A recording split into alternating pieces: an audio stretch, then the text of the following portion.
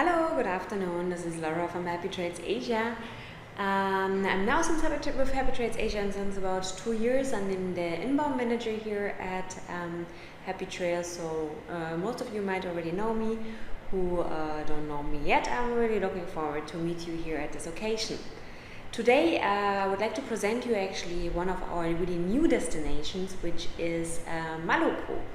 Maluku is a collection of islands located in the east of Indonesia and is still actually very much off the beaten path and very, very beautiful destinations. So let me just show you first here where that actually is located on the map.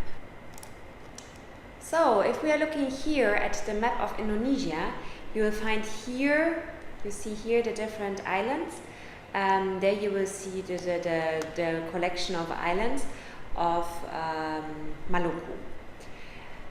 We are going to take a look today at the most central area, so over here, where we can actually find Ambon, which is the capital city and also actually called the island. We also take a look today at Saparua, one part of the lesser islands, as well as Seram, one of the bigger islands, actually the biggest island you can see here on the map from Maluku.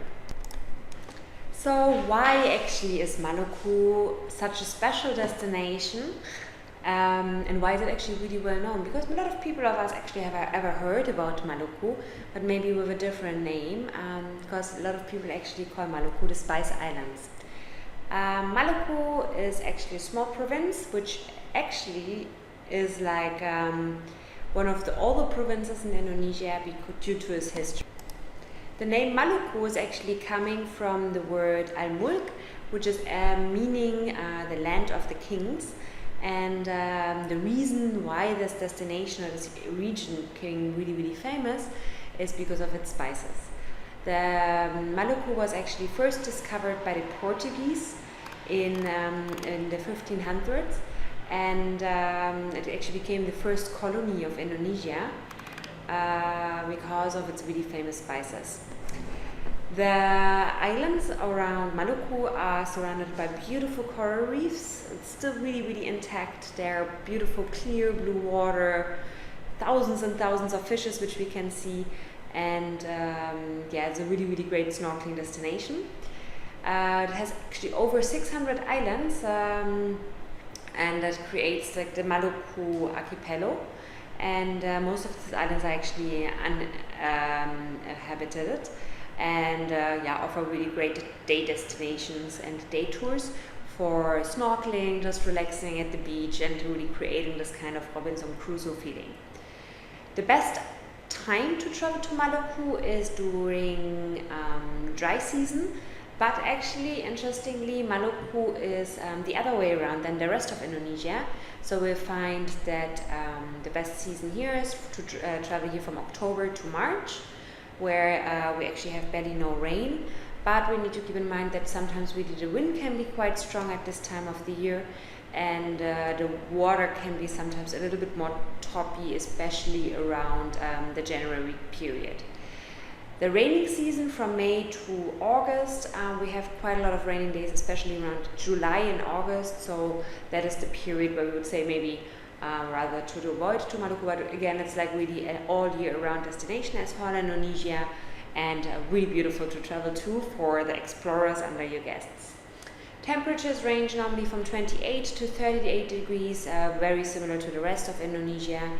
And well, the highlights actually of that destination is that it's still so beautiful, really off the beaten track, offers some of the best snorkeling and diving around the archipelago. And well, we're going to look at like the 3 different destinations of Ambon, Saparua, and Seram for what we actually can do over there to see why this destination is so special.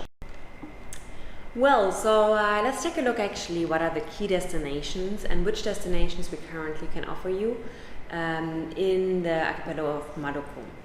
So typically, of course, we are looking here at Ambon because Ambon is the capital of the Maluku region, but also actually is the so-called also island of Ambon, which offers a really great area, beautiful city, but also like around city life, like around beaches and some interesting more like historical sites. Then another key destination is Saparawa. Saparawa is directly reachable and combinable with Ambon. And then lastly we have Saram, which is like really the rainforest and off the beaten path, more like into wildlife region, with a lot of birds and beautiful jungle, but also great snorkeling. So let's take a look first at our first module, which is Ambon.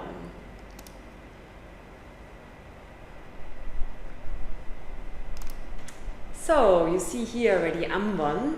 Ambon is actually located on like a horseshoe kind of shaped island, and Ambon will be reached, can either drive all the way around, but now actually since a few years they also have this really beautiful and huge bridge connecting one side of Ambon with the other side, which saves a lot of time basically coming from the airport. But it is also great because when we are driving from the airport direction to the city of Ambon, we have this really beautiful view driving over this bridge, especially when we are like facing around sunset time. It is really beautiful to be there because the view on this bridge are just completely stunning. Ambon city has a population at about 500,000 people, which are living in the region and in the city as well. But when I went there actually last year in November, I don't know, I really liked the city because it's a bigger city, but it feels very relaxed and very laid back. A lot of people are actually walking on pathways, which is very unusual for Indonesia. There's a lot of life on the streets. People are going to the park, and people really walk around and move around the island, and you see a lot of local life actually on the streets itself. The city is also actually known internationally as Amboina, and but yeah, in Indonesia it's really like the city of Ambon. And the city actually was discovered and got actually a colony in 1500 by the Portuguese, and that is actually how this whole region got really well known, because the Portuguese came there for the liquid gold, the really famous spices, and really started like a really big trade. Later on, the Portuguese were kicked out or were removed from this region and were actually replaced by the Dutch, and the whole region became like a Dutch colony, which expanded then for whole Indonesia. In this region we are offering a 4 days maximum module. It can be a bit shorter if we like to, or a bit longer. It depends always of the preferences of our clients, but we normally recommend like a maximum of 4 days or 3 days. I will go into detail how about the whole rundown would work a bit further. If you're looking here at some of the pictures, there we can see a few details. What we can see here, we for example have like one of the old Dutch churches. We have there like a cemetery, and here a view of Ambon itself, but then also some beautiful beaches also on Ambon of the island, which invites for like strolls around the beach. It's also great actually at the end of the trip to have a few days in Ambon as well, because it's just like really coming down, and there's some nicer hotel in the region than in maybe Saparawa or Saram. So it's also really nice to have in this region like a more type of beach extension. Alright, so let's take a look. How would a typical trip actually look like on the island of Ambon? So here you see the island of Ambon, and what I said already before, we have kind of here this horseshoe shaped island, and on this side of the island here we have the airport, and here on the other side of the island we have the city of Ambon. We can of course drive here all the way around, but that takes more than like 1.5 hours. So now they actually built like recently, a few years ago, actually this bridge which connects here one side of the island with the other island to save a lot of time and be more sufficient. So the distance from the airport to Ambon city itself is about a little bit less than an hour, so it's actually really close. So typically clients arrive there, you can connect it through Jakarta or through Makassar, and then can just relax in one of the city hotels. And then on the next day, we offer a really beautiful and really fun activity to do actually a city tour around the region by Becak, which is like this little this bike taxi basically, where you can sit down and someone drives us around, but we can sit really comfortably on that Becak. So after we actually went through the city with the Becak, and just to see really how the whole city looks like and get a bit of the feeling, we will stop by at the Australian Commonwealth Second World War cemetery, because it's actually a really impressive site and a really lovely kept garden with beautiful shade trees, and yeah, just a little part of the history, of course, of the region.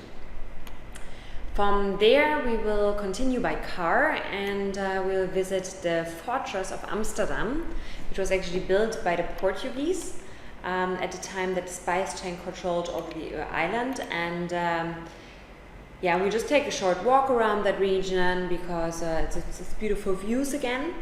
And from there we can also then actually continue by a short walk to one of the first churches of Ambon, and continue taking a look around. Just a little bit further down the street we can find then one of the really old mosques around that region, which was built by the king of Hila a long time ago.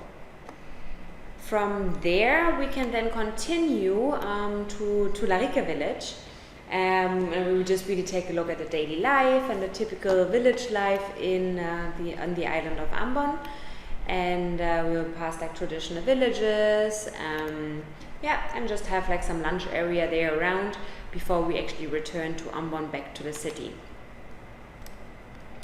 Well, and then we can already continue. We just can relax in the afternoon, enjoy our time, stroll through the streets, try some of the street food, before we actually continue on the next day to do a day trip to Pompo Island.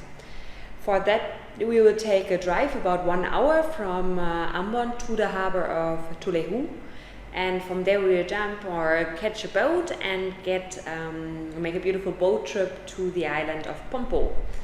This beautiful island is uninhabited, and it's actually really great for taking some pictures of beautiful white sand beaches. We also have a barbecue there, really typical Maluku beach barbecue. Can do some great snorkeling, have some beautiful snorkeling through the blue water, and it's really like this picture perfect great island where we can spend some time. From there we will not return back to Ambon, but we actually will continue to Natsepa. And in Natsepa we have a really nice resort, which is actually quite a better resort compared to most of the other accommodations on the island. And we spend one night there because it's closer to Tulehu, where we want to also continue by boat on the next day if we decide to continue to the next module. Or we also actually can stay in this Natsepa after the whole trip if we would like to, and spend at the end just like a few beach days and relax at the end of the trip.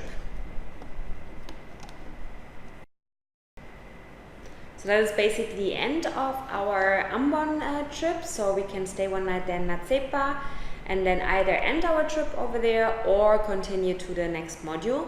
If we could decide to continue to the next module, I would recommend to continue first with Saparua, and then with the last module would be Seram. So, well, if we decide to continue to Saparua on the next morning, we'll actually continue again to the harbor of Tulehu, from where we can take one of the slow ferries to the harbor of Haria, which is located in Saparua. From there we can do like some day trip directly if we like, and visit some of the colonial Dutch forts from the region, and yeah, just basically get to know the island. We see here the fort, which offers again some great views over the island. Yeah, just a nice fun day basically to look around the island. See here also, this is actually a picture of Molana, one of the islands close by. We have here again also like some homestay, some simple accommodation. So you see, really you have to keep in mind with Maluku that everything outside, especially Ambon Island, is extremely simple. So we need to make sure that we really manage the expectations of our clients very well, because accommodations are very, very, very, very simple. It's fun and it's giving a really great authentic experience, but we really need to make sure that clients know what to expect, because there are basically no air conditionings. Depending on the location, electricity is not available the whole day, only at night periods. Food basically is also very limited. It's most of the time just like Indonesian food, rice, some vegetables, maybe some fresh fish, maybe some chicken if available. If we want, we can also try, for example, here papeda, which is like a replacement for rice, which is really famous in the region of Maluku, and basically made out of palms or palm leaves, the steam of the palms. So yeah, if for clients who really would like to discover and get off the beaten path, Maluku are amazing, but clients need to be aware that it's very simple. So how already mentioned, we have here this fort which we can visit. What else is also actually very interesting and fun to do is to visit the village of O, and that is a pottery village where we can see like local potteries, how they are made, and yeah, it's very interesting to see. Of course, we can see like the architecture, the local life, potteries, and really the region there. And what else we can do around that area is again like visiting here these beautiful islands like Molana, for example, or Nusa Laut, for more like beach life. Well, so let's take a look how that would typically look like. So here we have the typical trip for Saparua, which we have also as a module already available. So how I mentioned before, you will basically from Ambon, from the island of Ambon, you will be transferred to the harbor of Tulehu. From Tulehu, you will continue to Saparua by boat, and there we can just have some sightseeing in the afternoon, visit the forts, visit the village of O, and just see a little bit more local life. And then on the next day, we highly recommend one boat trip to either the island of Nusa Laut or to Molana. Can also combine both, but it is really like some beautiful islands again with really white sand beach, great snorkeling. At Molana is actually a small resort located, which we at the moment not offer because it is not how to say, the standard of that place is very, very low.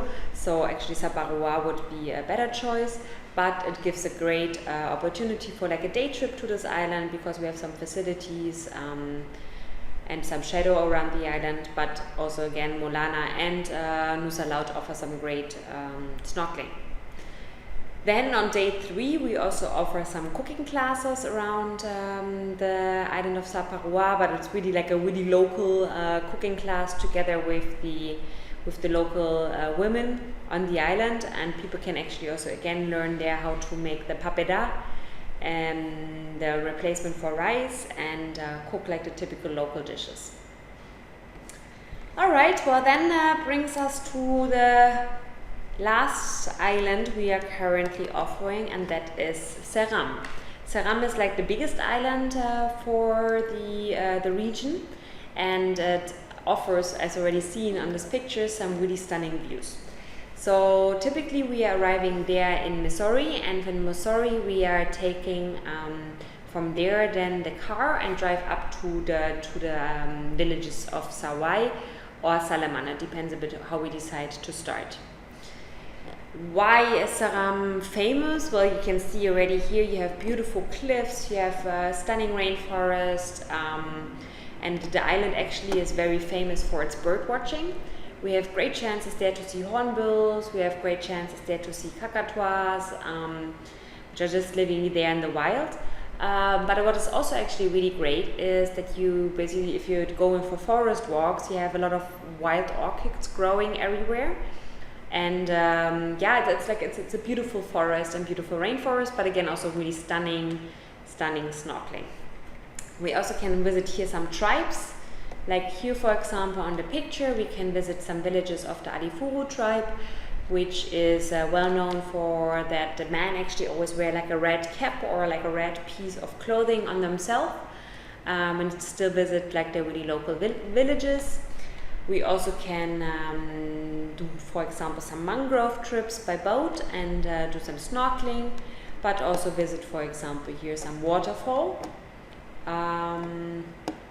Or also, of course, extend here at the Ora Beach Resort, which is here on the picture, for some great relaxation at the end of the trip. That is really nice resort. Well, so let's take a look at a typical trip in Ceram.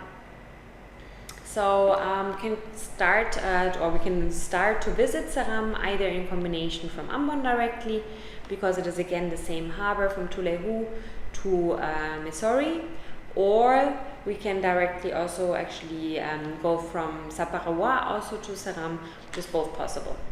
So we typically arrive here in Missouri, here in the south of the island, and then drive about 2.5 hours all the way up here. So here we have the village of Sawai, where we have the simple and nice accommodation, the Lisa Bahari, where we can spend some days for doing the mangrove tour, spend some days there with the local villages, and then we can also spend here around this area in Saleman, in the village over there, some days at the Ora Beach Resort, with overwater bungalows. So let's take a look. So we arrive on the first day, we take basically from here up the car. If there's still some time, we can visit some villages, but that really depends a bit if the boats are on time. Otherwise, we just directly continue to Sawai. Then on the next day, we can do already some great day trip. It's a whole day trip where we take like a kind of type of canoe, and then with an engine, and drive with this canoe into the mangrove forest. In this mangrove forest, you have a really good chance actually to see crocodiles, which is very exciting. They're often lying there and sun themselves, looking for the sun at the side of the rivers. But then also we can drive with these canoes into the mangroves, and we have really good chances to see a lot of birds there.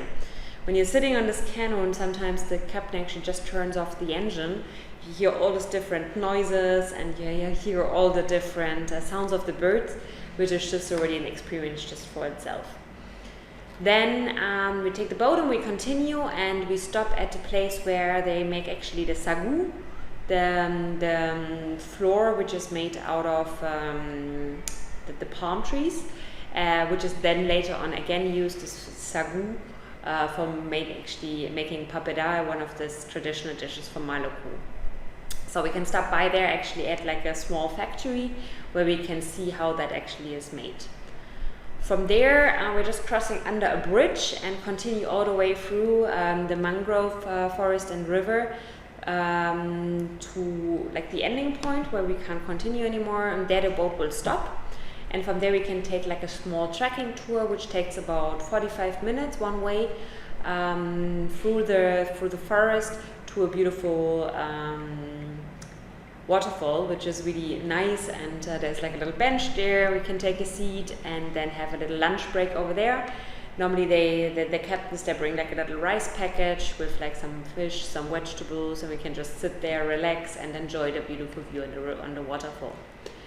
After that, we can continue back again and jump on our boat and return again back to the open ocean, which just takes about like really good 1.5 to 2 hours, depending a little bit of the tides of the water. And if there's still times allows, then we can still continue there for some snorkeling at the outer islands. Well, then we return again to Lisa Bahari, to our accommodation in Sawai. This accommodation is very simple, but I think a beautiful experience, because we have this overwater bungalows where you just basically sleep above the ocean and have like a room, like little houses where 5 rooms located inside, and the rooms are just separated by those really thin bamboo walls.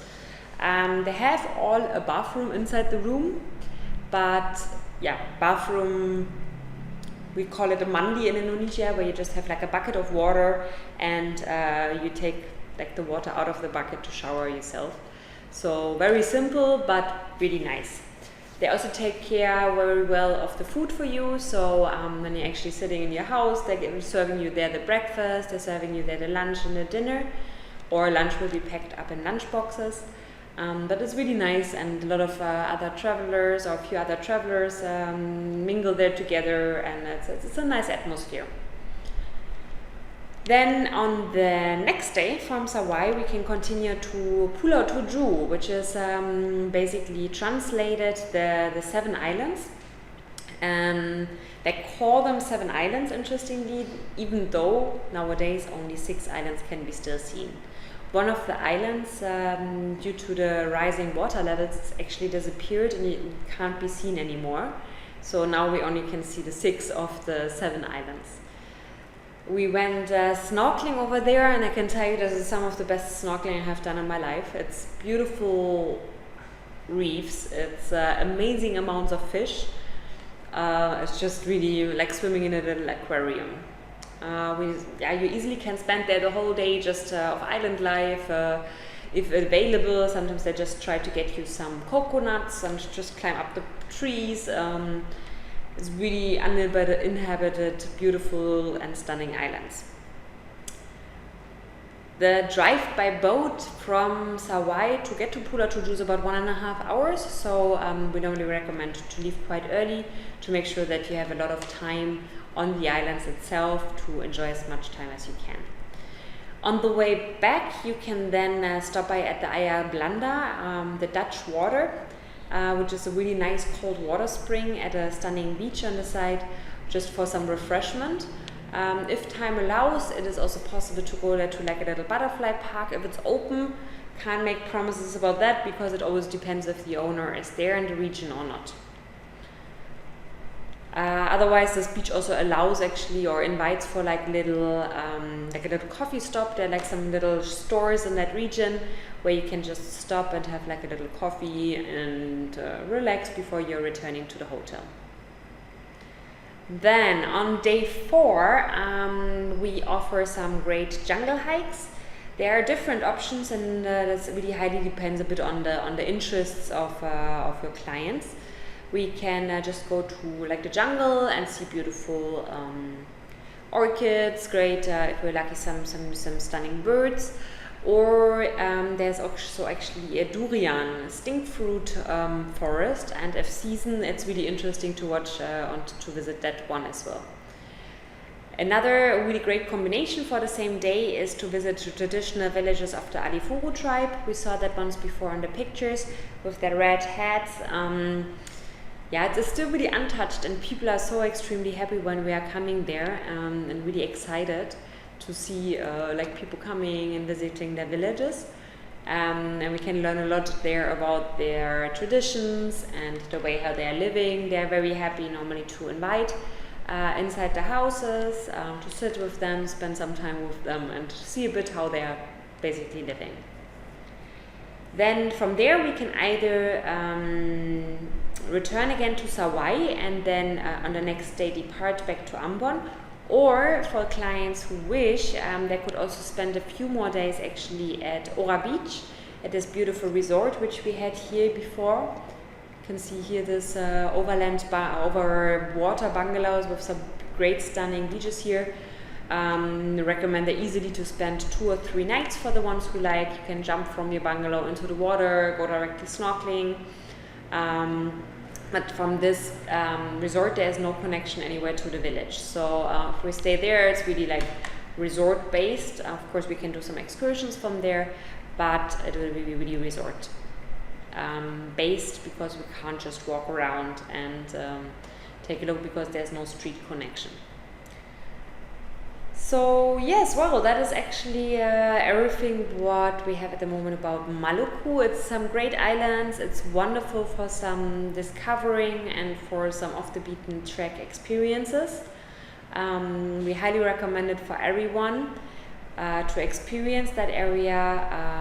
Yeah, and as always, just please feel free to contact us in case you have any questions. We would like to receive more information about that area. And yeah, we are looking forward to hear from you. Bye!